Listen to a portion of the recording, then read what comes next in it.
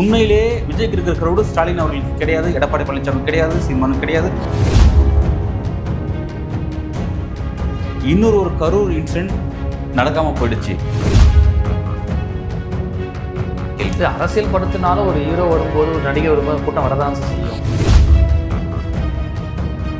திருமாவளவனுடைய அவருடைய நிகழ்ச்சியில் கூட ஒருத்த வந்து அந்த மாதிரி வந்திருப்பான். அவர் பிடிச்சு அடிச்சிருவார் கண்ணத்தில். இன்னைக்கு பார்த்த நிகழ்ச்சிகள் அவ்வளவும் ரொம்ப மோசமாக இருந்துச்சு. அவருக்கே பாதுகாப்பு இல்லை, எதையும் தூக்கி அடிக்கிறாங்க. இது அவர் சொல்லக்கூடிய அவ்வளோ போய் மக்கள்கிட்ட ஒர்க் அவுட் ஆகுது. இப்படி தான் போயிட்டு இருக்கோம். விஜய் வந்தாவே டெத்து தான். அந்த பவுன்சரு ஷூ போட்டிருக்கான், மிதின்னு கையை மிதிக்கிறான்.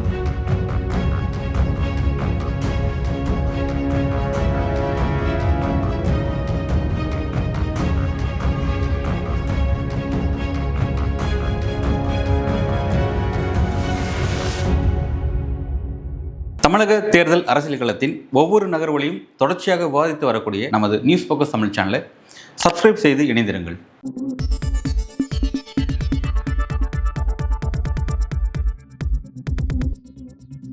நியூஸ் ஃபோக்கஸ் தமிழ் நேயர்களுக்கு வணக்கம். இன்று நம்மோடு இணைந்திருப்பவர் ஜேர்னலிஸ்ட் அன்பழகன் அவர்கள். வணக்கம் விஜய். வணக்கம் சார். தாவேக தலைவர் விஜய் அவர்கள் இன்றைய தினம் காரைக்குடியில் தேர்தல் பிரச்சாரம் செய்ய இருந்தார். ஆனால் ஒதுக்கப்பட்ட நேரத்துக்குள்ளே வராதனால அவருடைய பிரச்சாரம் ரத்து செய்யப்பட்டிருக்கு. எப்படி சார் பார்க்குறீங்க அதை? 2:30 அவர் வரணும், 2:30 வரல. அவர் 3:30 கிட்ட போய் நின்றுருக்கிறாங்க. இதுக்கு இடையில் நிறைய விஷயத்தை செஞ்சுட்டார் அவர். மதுரையிலேருந்து காரைக்குடி இங்கே வரத்துக்கு கிட்டத்தட்ட இந்த 100 கிலோமீட்டர் டிஸ்டன்ஸ் கிடக்க அவர் 330 ஹவர்ஸ் எடுத்துருக்காரு. அதாவது 3.3 ஹவர்ஸ் கிட்ட ஏறதால 4 மணி நேரம் டைம் எடுத்துருக்கிறாரு.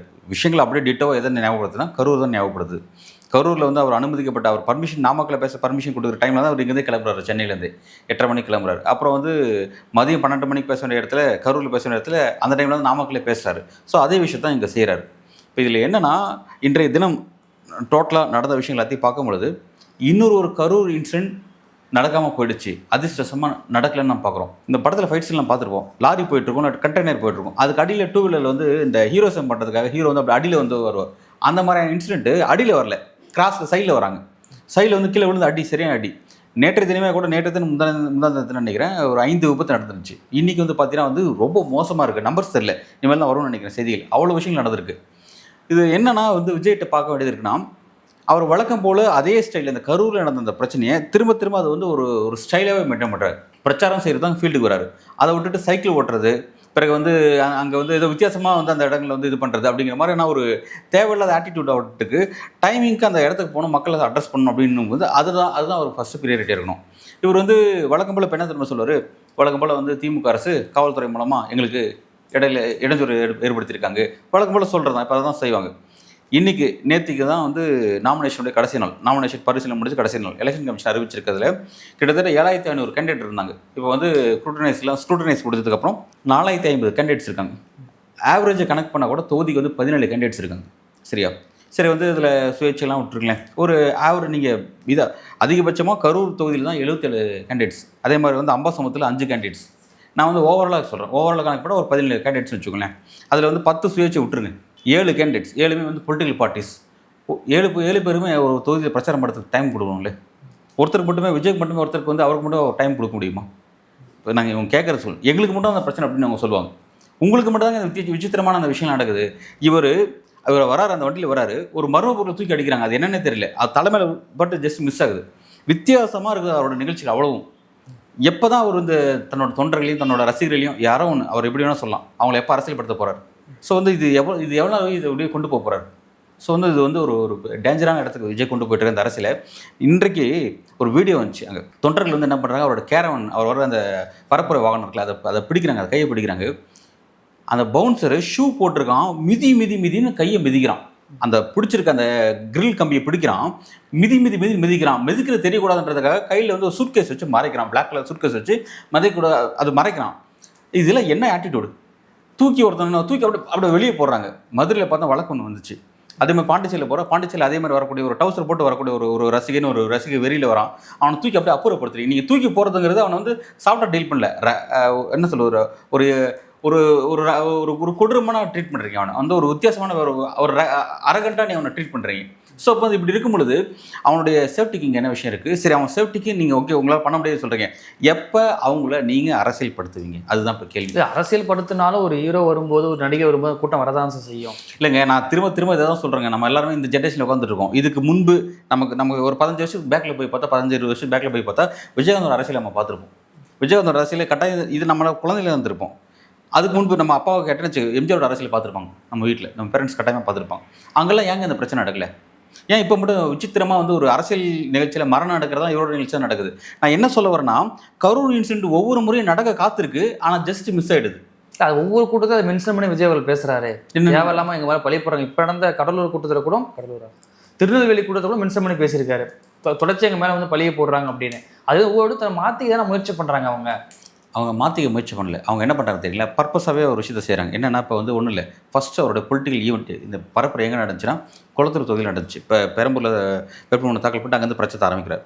முதல் நாள் அவர் மீது வழக்கு. அவங்க என்ன நடந்தாங்க, எலெக்ஷன் கமிஷன் அர்ச்சனா பட்நாயக் என்ன சொல்கிறாங்கன்னா, அவங்க அதாவது ரோட் ஷோக்கு ட்ரை பண்ணுறாங்கன்ற விஷயம் செய்திகளாக வருதுங்கிறாங்க. ரோட் ஷோக்கு ட்ரை பண்ணுறாங்கிறாங்க.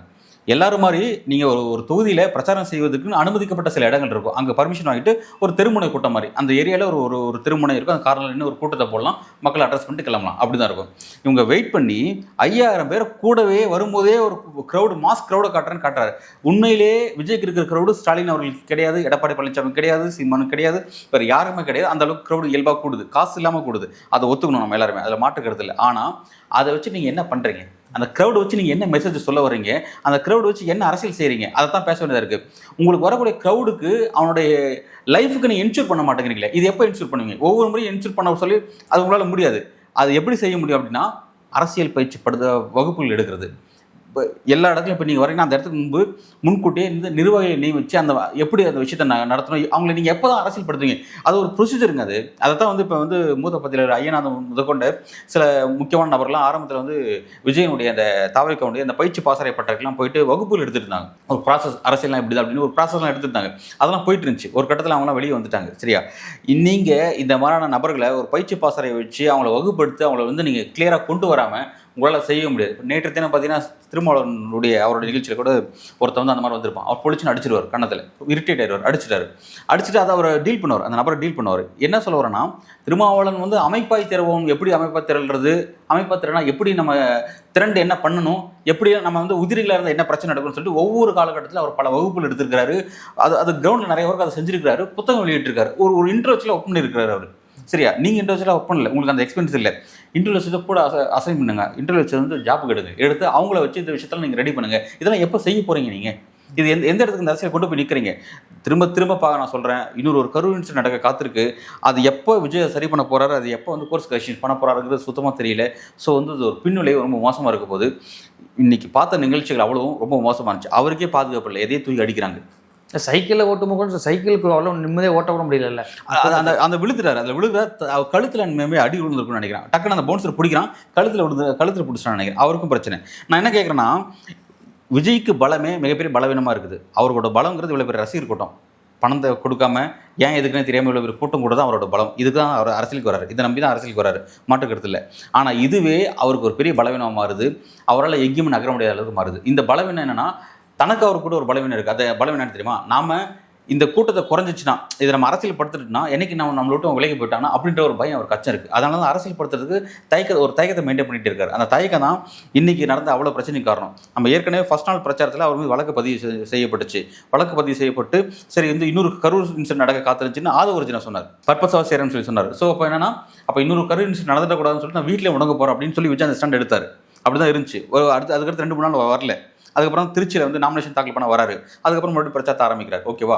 இப்போ இன்னி நடந்த இன்சிடென்ட்லாம் வச்சுக்கோங்களேன். இதெல்லாம் வச்சுட்டு என்ன சொல்லுவார்னா, நான் வெளியே வந்த மாதிரியான பிரச்சனை வருது, ஸோ இப்போ நான் வெளியே வரல அப்படிங்கிறாரு. அதை தான் அவங்க அந்த மெசேஜை கன்வே பண்ணுவோம். நான் வர முயற்சி பண்ணுறேன், இருந்தாலும் என்னால் டைமுக்கு இங்கே வர முடியல, எனக்கு மட்டும் அனுமதி கொடுக்க மறுக்கிறாங்கன்னு சொல்கிறாங்க.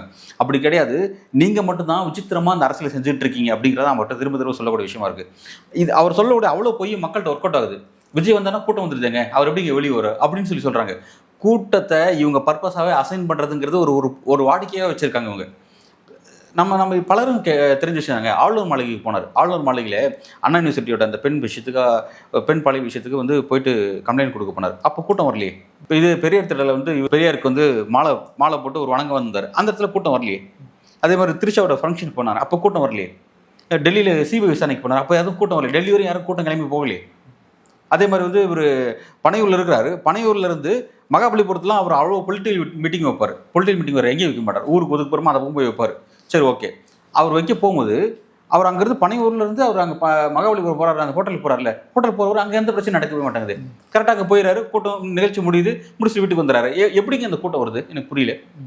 நீங்கள் ஆர்கனைஸ் பண்ணாமல், நீங்கள் அதை திட்டமிடாமல், நீங்கள் அதை வந்து அது இல்லீகலாக நீங்கள் அந்த ஒரு பொலிட்டிக்கல் ஒர்க் நீங்கள் செய்றீங்க. அது ஒரு பொலிட்டிக்கல் ஒர்க் கிடையாது. அது வந்து அன்டீசென்டான ஒரு இன்டீசென்டான ஒரு பொலிட்டிக்கல் ஒர்க் தான் சொல்லுவோம். அது ரொம்ப ஒரு மோசமான பொலிட்டிக்கல் ஒர்க்கை எல்லாத்தையும் இப்படி திரட்டிக்கிட்டு தனக்கு வந்து மிகப்பெரிய ஒரு மாசு இருக்குது அப்படின்றத நீங்கள் ரிப்பீட்டடாக நீங்கள் காமிச்சிட்டே இருக்கீங்க. அதோட பின்விளைவு ரொம்ப மோசமாக இருக்குது. அது ஒவ்வொரு முறையும் ஒரு கரூர் இன்சிடென்ட்டை பார்க்கறதுக்காக காத்திருக்கு. ஏதோ உங்களோட குட் டைமான நேரத்தில் ஜஸ்ட் மிஸ் ஆகிடுது அது. ஸோ வந்து இது ஒரு மோசமான ஒரு பேட்டர்ன் விஜய் கடைபிடிச்சிட்டு இருக்காரு. இன்றைக்கி நடந்துட்டுலாம் உச்சக்கட்ட கொடுறோம். அந்த பவுன்சர்லாம் வந்து அதை உதச்சது அந்த வீடியோலாம் நீங்கள் பாருங்கள். வீடியோ இதில் பதிவு செய்கிறேன். அதெல்லாம் பாருங்கள். ரொம்ப மோசமாக இருக்குது. வந்து ஒரு அரகண்டா நடந்துக்கலாம். அதை கூட விஜய் கண்டிக்க மாட்டாரு. இல்லை, இப்போ அதுதான் பிரச்சனை. இப்போ பவுன்சர் தூக்கி போட்டதுனால வந்து மேலே கோவிலாக நீங்கள் மதுரையில் வந்து நீங்கள் வழக்கு வாங்கியிருக்கீங்க. வழக்கு வந்து உங்கள் மீது பதிவு செய்யப்பட்டிருக்கு. நீங்கள் நாமினேஷனில் குறிப்பிட்டிருக்கீங்க. அது எதுக்காக? உங்கள் பவுன்சர் தவற கையாண்டா அப்படிங்கிறதுக்காக தானே. ஆனால் அந்த போக்கு இப்போ நிற்கலையே. இன்னைக்கு எத்தனை பேருக்கு அந்த முட்டி எலும்பு இதாச்சுன்னு தெரியல. அதுக்கப்புறம் தான் தெரியும். இந்த பிரச்சாரத்துக்குலாம் முன்னாடி கடைசியாக அவர் நடத்த சுற்றுப்பயணங்கிறது தஞ்சையில் நடந்துச்சு. தஞ்சையில் அந்த விக்னேஷன் ஒரு பையன் பின்னாடி ஃபாலோ பண்ணிட்டு அந்த பையன் என்னன்னா ஐசியூலேருந்து இறந்தே போனான்ல. இப்போ அந்த பொழப்புகளை அதோடைய பழிகளை யார் இருக்கிறது? நீங்கள் வந்து 41 பேர் மரணத்துக்கு நீங்கள் பணம் கொடுத்தீங்கலாம் செஞ்சீங்க. ஆனால் உங்களுடைய ஃபர்ஸ்ட் மாநாடு விக்ரவாண்டி மாநாட்டில் 6 டெத்து. நான் அந்த ஃபீல்டுக்கு வந்திருந்தேன். எனக்கு தெரியும். மாநாட்டுக்கு வரும்போது 2 டெத்து, மாநாட்டில் ஹீட் ஸ்ட்ரோக்கில் இறந்தவங்க 2 பேர், பிறகு மாநாட்டிலேருந்து வீட்டுக்கு கிளம்பி போகும்போது 2 பேர், மொத்தம் 6 பேர். அதுக்கப்புறம் மதுரை மாநாடு, அதில் 3 டெத்தோ 2 டெத்தோ. அதுக்கப்புறம் இப்போ ரீசெண்டாக வந்து ஈரோடு சேலம் நடத்திட்டு இருக்கும்போது சேலத்தில் அந்த வடமாநில தொழிலில் ஒருத்தர் இறந்து போனோம். பேர் மறந்துட்டேன். இப்போ ரிப்பீட்டடாக இது நடந்துகிட்டே இருந்துச்சு அப்படின்னா எப்போ இதெல்லாம் வந்து நீங்கள் வந்து அதை எப்போ சரி பண்ணுவீங்க? அதை அட்ரஸ் பண்ண சிஸ்டம் என்ன உங்ககிட்ட? இந்த சிஸ்டம் எப்படி போகும்? இப்படி தான் போயிட்டு இருக்கோம். விஜய் வந்தாவே டெத்து தான். விஜய் வீட்டு வந்தாவே அது பலி வாங்க தான் காத்திருக்கு அப்படிங்கிறத கிரியேட் பண்றாங்களோ. விஜய் வீட்டுக்குள்ள வெளியே வராமல் இருக்கிறதுக்காகவே திட்டமிட்டு கூட்டம் கூடுற மாதிரியும் தடைபடுற மாதிரியும் ஒரு சிஸ்டத்தை கிரியேட் பண்றாங்க. திட்டமிட்டு அதை செய்யறாங்க. அதை பர்பஸாகவே செய்யறாங்க. அவர் அதாவது இவங்க ஆர்கனைஸ் பண்ண மட்டும் அப்படி ஒரு கூட்டம் திரளுது. இவங்க ஆர்கனைஸ் பண்ணாமல் அப்படி அந்த ஒரு கூட்டம் திரள்றதில்ல. இவங்க தகவல் கொடுத்து இவங்க அந்த ஒர்க்கை பேக்ரவுண்டில் ஒரு ஒர்க் பண்ணால் மட்டும் தான் அப்படி ஒரு விஷயம் நடக்குது. அது இல்லாமல் நடக்குது. அதுதான் நான் அப்படின்னா எல்லா இடமும் ஒரே மாதிரி தாங்க இருக்கணும். பனையூர்லேயே இப்போ பனையூரில் அவர் வீடு இருக்குன்னு தெரியும். பக்கத்தில் அவரோட நீலங்கரையில் தான் அவரோட வீடு இருக்குது. பனையூரில் அலுவலகம் இருக்குது. அப்போ அங்கே எப்போவுமே ஒரு 1,00,000 பேர் திரண்டு இருக்கணும். அவர் வந்தாவே கூட்டதுன்னா அவர் தினம் அங்கே தான் தங்கியிருக்கிறாரு. பட்டினப்பாக்கத்தில் ஒரு வீடு இருக்குது. பட்டினப்பாக்கத்தில் ஒரு 5,00,000 பேர் 10,00,000 பேர் திரண்டு அங்கே தானே இருக்கணும். சுற்றி இருக்கணும். தலைவர் வெளியே வர காத்திருக்கணும். ஏன் அங்கெல்லாம் இருக்க மாட்டேங்கிறாங்க? வந்தால் கூட்டம் வருது. வீட்டுக்குள்ளே இருக்கும்போது ஏன் கூட்டம் தர மாட்டேங்குது? வந்தால் தலைவர் இருந்தால் பார்த்தலாம் அப்படின்னு ஏன் வந்து நிற்க மாட்டேங்கிறாங்க? ஸோ வந்து இதோடைய விஷயம் வந்து ஒரு சீரியஸான இடத்துல செஞ்சுட்டு இருக்காரு. அது நிறுத்தத்துக்கு ஒரு புல் ஸ்டாப்புங்கிறது ஒன்று வேணும். இல்லாத பட்சத்தில் இது வந்து ஒரு பெரிய பின்விளைவுகளை குறிப்பாக அவர் ரசிகர்களுக்கு அவரோட ரசிகர்களுடைய ஃபியூச்சருக்கு ஒரு பாதுகாப்பற்ற ஒரு சூழலை விஜய் செஞ்சுட்டு இருக்காரு. இப்போ அண்மையில் வந்து இவர் கூட சொன்னார், இவர் ரஜினி கூட சொன்னார். அவர்கிட்ட கேட்கும்போது அதெல்லாம் வேண்டாம், செய்யாதீங்க, ரசிகர்லாம் நீங்கள் படிங்க, செய்யுங்க, அப்படிலாம் இருக்காதுன்னு சொன்னார். இது வந்து அது விஜய் வச்சா சொன்னான்னு சொல்லி பேசப்பட்டிருந்துச்சு. அதெல்லாம் ஓகே விடுங்க. ஆனால் இந்த மாதிரியான பிரச்சனைக்கு விஜய் சீரியஸாக ஒரு ஃபுல் ஸ்டாப் ஒரு முற்றுப்புள்ளி வைக்காத பட்சத்தில் இன்னொரு கரூர் இன்சிடென்ட்டை நம்ம கட்டாயம் பார்க்க போகிறோம். இது அவர் எப்போ சரி பண்ண போகிறோன்றது நம்மளால் தெரிஞ்சுக்க முடியல, அது புரிஞ்சிக்க முடியல. ஓகே சார், இவ்வளோ நேரம் நிகழ்வு கலந்து கொண்டு பல்வேறு கருத்துக்களை இப்போ நமக்கு நன்றி சார். நன்றி.